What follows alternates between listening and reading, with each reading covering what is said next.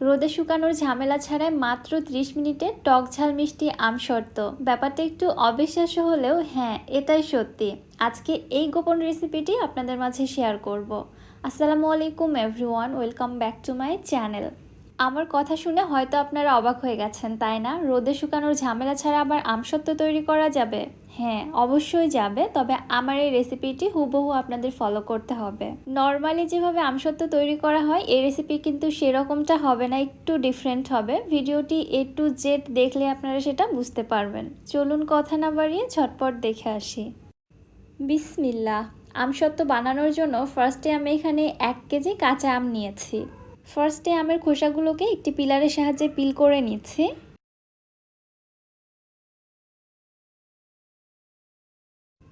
এবারে আমগুলোকে ছোট টুকরো করে কেটে নিচ্ছি।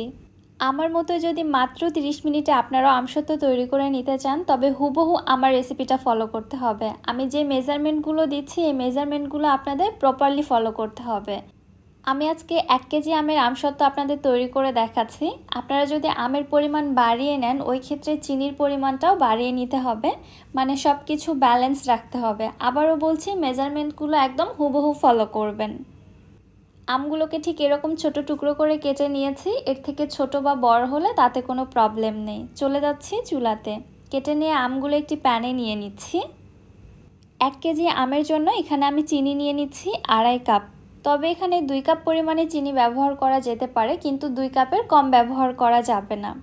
আজকের এই আচারটা সম্পূর্ণ পানি ছাড়া তৈরি হবে, এজন্য ফার্স্টে আমের টুকরোর মধ্যে আমি চিনি দিয়ে দিচ্ছি। এখানে কোনো প্রকার পানি যাবে না। চিনি দেওয়ার পরে নেড়ে চেড়ে আমগুলোকে আমি সেদ্ধ করে নিব। যেহেতু এখানে পানি ব্যবহার করা হয়নি, শুধুমাত্র চিনি ব্যবহার করা হয়েছে, কিছুক্ষণ জাল করতে করতেই কিন্তু চিনি থেকে পানি ছেড়ে দিবে। ঠিক এই পর্যায়ে ঢাকনা দিয়ে ঢেকে আমগুলো সেদ্ধ করে নিতে হবে।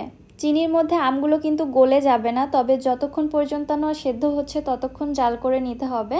চেক করে দেখবেন আমগুলো সেদ্ধ হয়েছে কি না। যখন দেখবেন আমগুলো সেদ্ধ হয়ে গেছে ঠিক ওই পর্যায়ে একটি পটেটো ম্যাশার দিয়ে আমের টুকরোগুলোকে ম্যাশ করে নিচ্ছি। আমি আবারও বলছি, চিনির মধ্যে কিন্তু আম গলে যাবে না, অবশ্যই আপনাকে এইভাবে কোনো কিছু দিয়ে আমগুলোকে গলিয়ে ফেলতে হবে। আমি ম্যাশার দিয়ে ম্যাশ করে নিচ্ছি। আপনারা আপনাদের সুবিধা মতো যে কোনো কিছু দিয়ে আমগুলোকে এভাবে গলিয়ে নেবেন। এই পর্যায়ে আমগুলো পুরোপুরিভাবে গলে গেছে এবং এগুলো কতটা ট্রান্সপারেন্ট হয়েছে আশা করছি আপনারা দেখেই বুঝতে পারছেন। এবার এই মিশ্রণের মধ্যে আমের যে আঁশ বা ছোট ছোট গোটা টুকরো রয়েছে এগুলোকে আলাদা করার জন্য আমের এই মিশ্রণটাকে অবশ্যই ছেঁকে নিতে হবে। আমি একটি স্ট্রেনারে ছেঁকে নিচ্ছি এবং সরাসরি যে পাত্রে জাল করব ওই পাত্রে আমি ছেঁকে নিচ্ছি। ছেঁকে নেওয়ার পরে এই যে অতিরিক্ত যে আঁশ বা ছোট টুকরোগুলো অবশিষ্ট বের হয়েছে এগুলো কিন্তু আমসত্ত্বে ব্যবহার করা যাবে না, এগুলোকে আমি ফেলে দিব, অথবা আচার হিসেবে এগুলো খাওয়া যেতে পারে। খেতে কিন্তু ভীষণ মজা। এবারে নেড়ে চেড়ে সব কিছু ভালোভাবে মিশিয়ে নিচ্ছি। মিশিয়ে নেওয়ার পর কালারটা কিছুটা এরকম চেঞ্জ হয়ে আসবে। এই পর্যায়ে চুলাটিকে অন করে দিয়েছি। এবার এর মধ্যে দিয়ে দিচ্ছি 1/4 টিস্পুন কালো গোলমরিচের গুঁড়া, 1/4 টিস্পুন বিট লবণ এবং দিয়ে দিচ্ছি 2 থেকে 3 ফোঁটা গ্রিন ফুড কালার। এটা টোটালি অপশনাল, আমি দেখার সৌন্দর্যের জন্য দিয়েছি, যেহেতু কাঁচা আমের আমসত্ত্ব এবং কালারটা আমি একটু কাঁচা কাঁচা রাখতে চেয়েছি, যার কারণে এখানে ফুড কালারটা ব্যবহার করা। তবে আপনারা টোটালি স্কিপ করতে পারেন। নেড়েচেড়ে কিছুক্ষণ জাল করে নিচ্ছি মিশ্রণটা কিছুটা ঘন হয়ে আসা পর্যন্ত। যেহেতু এই আমসত্ত্ব ব্যবহারের ক্ষেত্রে কোনো প্রকার পানি ব্যবহার করা হয়নি, সো মিশ্রণের মধ্যে কিন্তু কোনো পানি নেই। সো এখানে পানি টেনে আসা পর্যন্ত জাল করে নিতে হবে এমন কোনো ব্যাপার নেই, জাস্ট মিশ্রণটা কিছুটা ঘন করে জাল করে নিলে এনাফ। এতে করে আমসত্ত্বটা খুবই দ্রুত টেনে আসবে বা শক্ত হয়ে যাবে। দেখতেই পাচ্ছেন মিশ্রণটা অনেকটাই আগের থেকে ঘন হয়ে এসেছে এবং এর কালারটা কিন্তু ঠিক এরকম ট্রান্সপারেন্ট হবে। এই পর্যায়ে চুলা থেকে নামিয়ে এক সাইডে রেখে দিচ্ছি। এদিকে একটি স্টিলের ট্রেতে সামান্য সরিষার তেল মেখে নিয়ে আমি আমসত্ত্বের মিশ্রণটা সঙ্গে সঙ্গেই ঢেলে দিচ্ছি। বেশিক্ষণ আবার অপেক্ষা করা যাবে না, কারণ এই মিশ্রণটা কিন্তু দ্রুত জমাট বেঁধে যাবে, তাই যত দ্রুত সম্ভব এই কাজটি করে নিতে হবে।